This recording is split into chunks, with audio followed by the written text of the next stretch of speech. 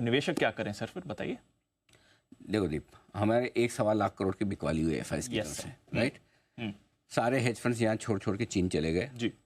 कुछ long only funds भी वहाँ गए। समझो 1 लाख करोड़ की जो बिकवाली हुई उसमें से 30,000 करोड़ की भी वापस आ जाए, कोई बड़ी बात नहीं, इतनी तो आ सकती है, ठीक है ना, आराम से आ सकती। बाजार ऐसे जोर से भागेंगे, आप देखते रह जाएंगे। मतलब हमारे मार्केट बड़ी और बढ़िया तेजी के लिए तैयार हो रहे हैं। मैं बहुत बोल्ड स्टेटमेंट दे रहा हूँ, और ख़ास तौर से उन लोगों के लिए बहुत काम का जो पिछले 4-6 हफ्ते से बहुत घबराए हुए हैं, डरे हुए हैं और बहुत टेंशन में हैं, उनके लिए बहुत काम का है कि भारतीय बाजार बड़ी और बढ़िया तेजी के लिए तैयार होते हुए दिख रहे हैं। निफ्टी के लिए मैं पहले टारगेट दे दूँ आपको, पहला 24,700 24,950 की रेंज का पहला टारगेट है, वहाँ पर आप हो सकता है इसी हफ्ते पहुँच जाए। अगला बड़ा टारगेट आपका 25,000 25,250 की रेंज का बनेगा, वहाँ से फिर हम टारगेट को रिव्यू करेंगे। क्लियर है? Got it. बैंक निफ्टी 53,100 53,350 पहला टारगेट है, और उसके बाद हम लाइफ आई वाला 54,200 54,500 के टारगेट की तरफ बढ़ेंगे। 23,800 कल और परसों का लो, डबल बॉटम बना चुका है। आपको याद होगा मैंने थोड़े दिन पहले बताया 101 ट्रेडिंग सेशन हो चुके हैं, 23,750 के नीचे निफ्टी बंद नहीं हुआ क्लोजिंग बेसिस पे, राइट।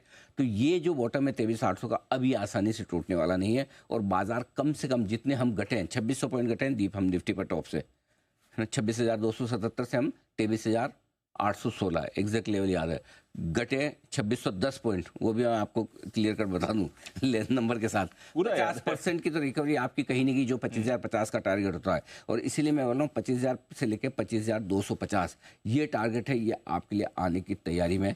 जो इन्वेस्टर्स इंतजार कर रहे थे, आपकी पसंद की शेयर अब आप खरीद सकते हैं, आपकी पसंद के शेयर अब आप खरीद सकते हैं कहीं पे, जहाँ आपकी पसंद हो, कहीं भी जाके किसी भी आपकी पसंद की किताब है तो आपकी मर्जी है।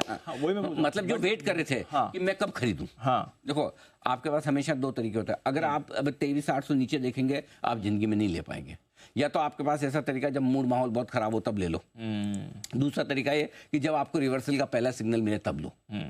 आपको यहाँ सेफ्टी मिल रही कि आपको बॉटम दिख रहा है, वहां लेते तो आपको बॉटम पता नहीं होता।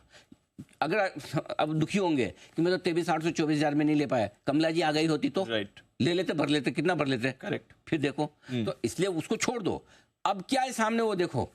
और अगर आज 24,500 के ऊपर बाजार बंद होता है तो गलती से शॉर्ट मत रहना, गलती से शॉर्ट मत रहना। शॉर्ट सारे काट, वैसे भी काट लेने चाहिए, लेकिन 24,500 के ऊपर की क्लोजिंग तो आपको गहरी चीख के की शॉर्ट काट लेना, तो ये आपकी स्ट्रेटेजी होनी चाहिए।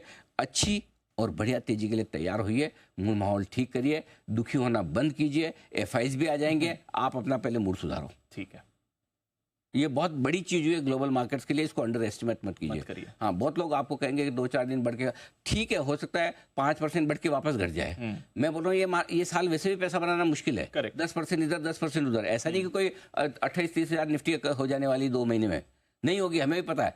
हमें क्या चाहिए, हमें पहले ये चाहिए घटना बंद करो यार। करेक्ट सर, गिरो मत। यस, एफआई से हमें क्या चाहिए, मत लो, बेचो मत। Correct correct. तो ये दो चीजें तो हो रही है ना, ये तो क्लैरिटी है ना कि अब अंधाधुंध नहीं बेच के जाएंगे, अब अनाप शनाप गिरावट नहीं होगी, इससे ही कॉन्फिडेंस नहीं बढ़ रहा, कोई बात नहीं, 25,000 पे बढ़ जाएगा आपका। अभी नहीं बढ़ रहा तो 5 दिन बाद बढ़ेगा। तो इसलिए अब है ना, इस चीज को लेकर आप थोड़ा पॉजिटिव हो जाइए, कॉन्फिडेंट हो जाइए।